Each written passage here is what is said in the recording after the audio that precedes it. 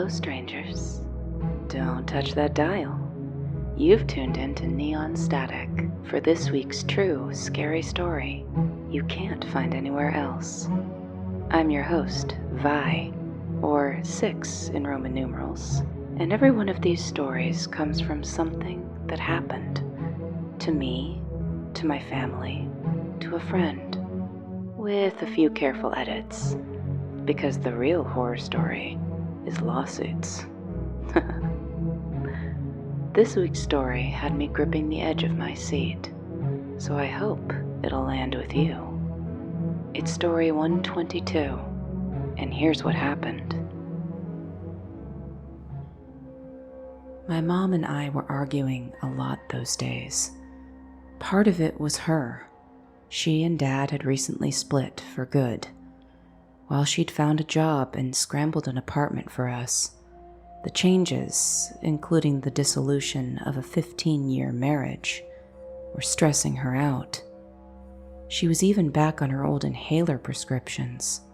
The asthma she'd had as a kid had returned in force, leaving her suddenly wheezy at the worst times. And me, well, I was newly 13. The move to a new apartment had uprooted me to a new school midway through the year, and that plus the confusion about my family, plus puberty unleashing a never-ending avalanche of conflicting moods, made every day a mystery, even to me. So we fought. One of us would misplace the remote control for the TV, and it would blow up into my mom's stress about not being able to afford a replacement, and my stress about being blamed for everything that went missing when I had my laptop in my room. I didn't even bother watching TV. We were two people in a life raft. We were doing our best to bail out at our own ends, but we weren't realizing half the time we bailed our water back into our own boat, into the other's face, as often as we could bail it out.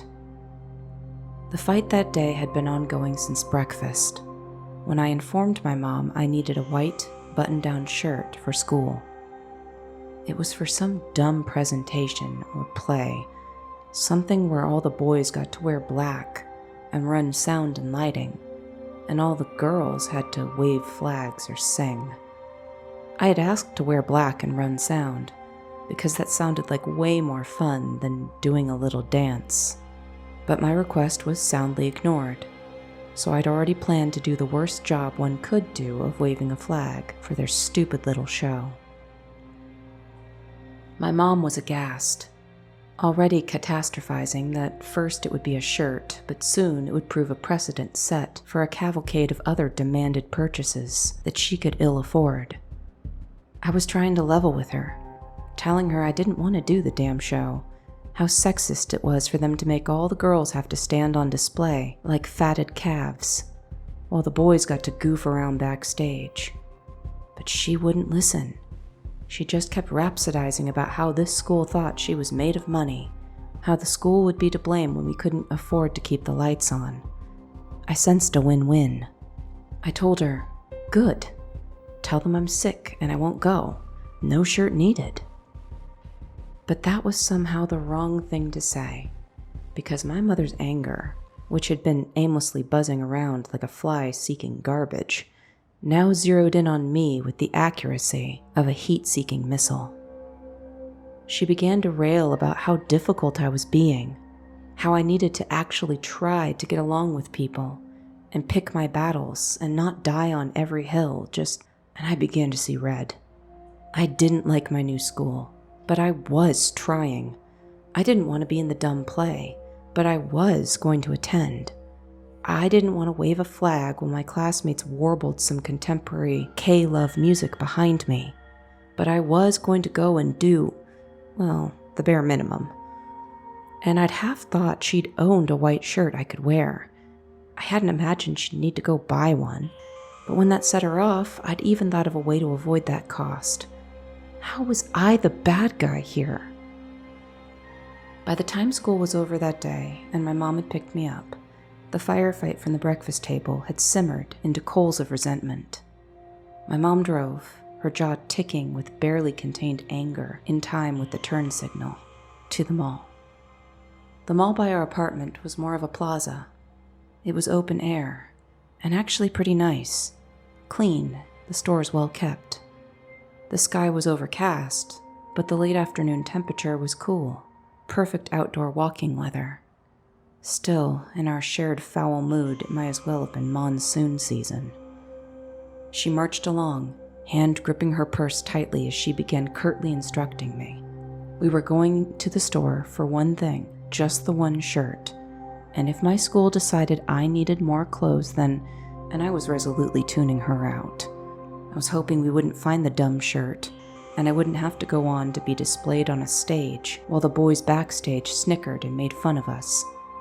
We'd done a dress rehearsal that day in last period. I'd caught sight of a few of them with brooms and mops, mockingly imitating the movements we were directed to make with the flags. Obnoxious little jerks. So yeah, I hoped the shirt wouldn't be found and I could skip it, and maybe then my mom would cool down before she sent herself into another wheezing attack. And from the space between two sections of the shopping mall plaza, a man darted out and bulleted directly into us. I was knocked sideways. I whirled around to see him, dirty, unshaven, lank brown hair flinging around like a dog shaking itself dry. He had his filthy hand grasped on the straps of my mother's purse, and he was pulling, shoving, one-man tug-of-warring with her shoulder as he snarled, drop it if you want to live, you dumb b-" And I saw my mom's face.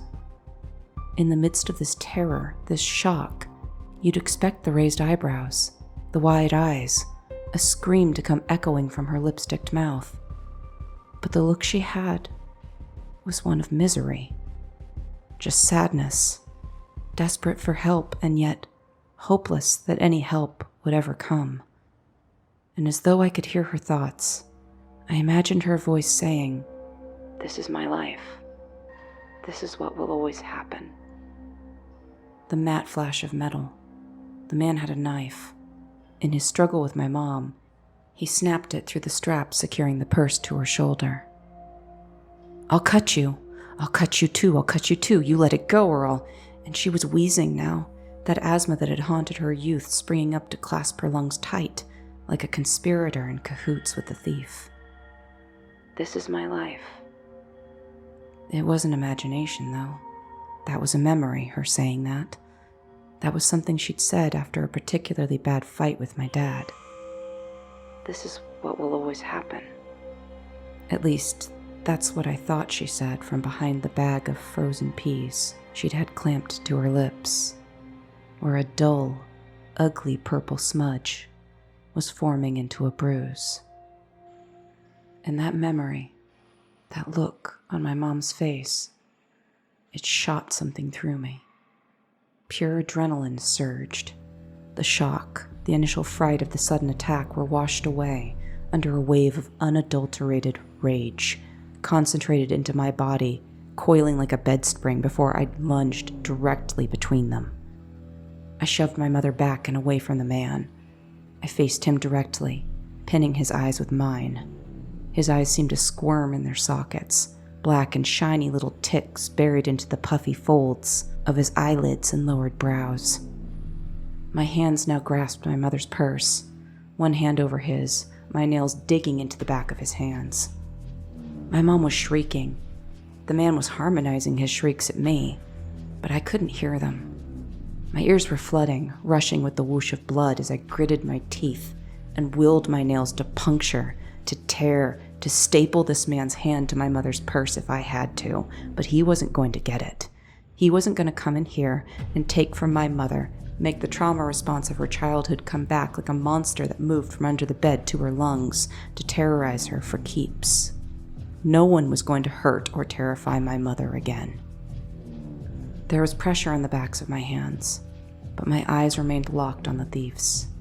His eyes darted up, down, to my mom, back to me. His mouth was flapping, and oh God, that was awful. The breath was of heated, rotted roadkill, but his words couldn't penetrate. Only my hands were pushing through, and for a moment I swore I felt the tiny bones beneath my hands crackle and snap. And then a large, thick hand was pushing against me, pushing us apart.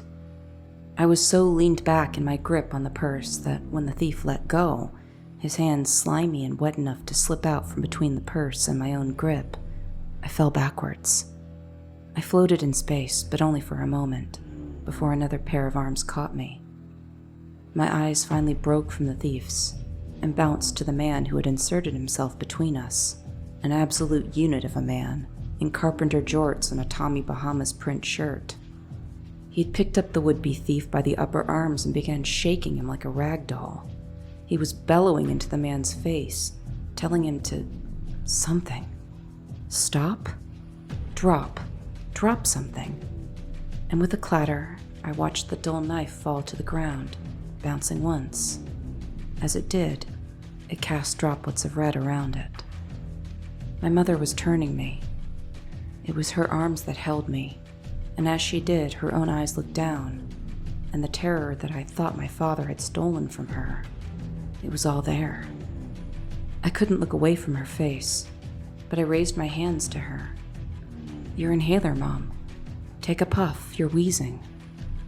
Her eyes snapped back to my face again, shock giving way as her face crumpled into sobbing and, wheezing, tears.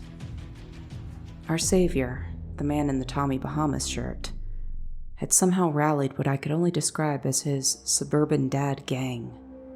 We were at once surrounded by men with silvered hair and New Balance white sneakers. One of them had my mom take her inhaler, then firmly instructed her to hold her arms above her head, saying it was an old runner trick to open those lungs up and let the medicine in better. Another couple were keeping firm hold on the thief until the mall security arrived and immediately called for real police. And the first man who'd intervened, a guy named Paul who'd been shopping for a nice pair of khakis with the pleats, was stuck to my side, holding those same khakis to my hands to staunch the flow of blood until the ambulance could arrive. Because that pressure, that slimy wetness that allowed the thief's hands to slide out from under mine, it was blood. At some point, he'd brought that dull knife down over the backs of my hands, sawing at them enough, he hoped, to break my grip. And it should have worked. As the EMTs examined my hands, they kept glancing at each other before remarking that nearly all the tendons in the back of my left hand were cut through. "Make a fist?" one asked. I held up my hand and attempted, but watched in wonder as the damn thing just flopped in midair like dead weight.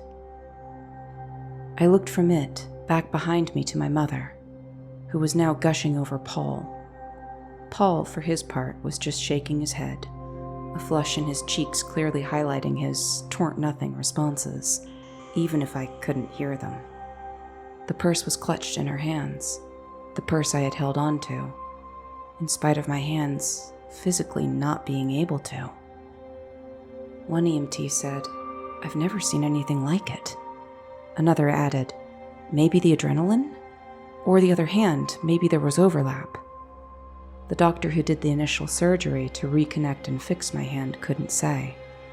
Nor could Paul, but he doesn't seem to care much about the how, so much as proudly telling anyone who will listen how he'd only intervened before this one, motioning to me, could finish the job. Never saw such fight in my life. That thief is damn lucky I came along to save him from her. It's a story he tells a lot, at barbecues and family dinners. It usually ends with either my mom giving him a big hug and adding on his own heroics, or me throwing something at him and telling him, "Dad, enough." But the best part of the story is that, however I had the ability to grip that purse, to grip my mother's medicine from that thief, I lost it for the next few months.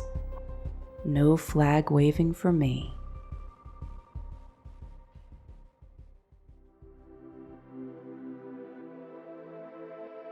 And that was story 122.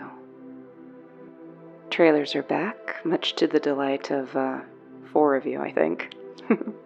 But you know what? They're kind of fun, so I'm happy to keep doing them. If you have any other ideas or stories you'd like to share, social media and email are in the description, as well as credit for people that create things for this channel, like all of the art. God bless TokiPix. If you'd like to like, comment, or subscribe, all of those functions remain operational. I do read and answer every one of them. But honestly, I'm just delighted that you tuned in today. And I'll see you back here next week for another true scary story.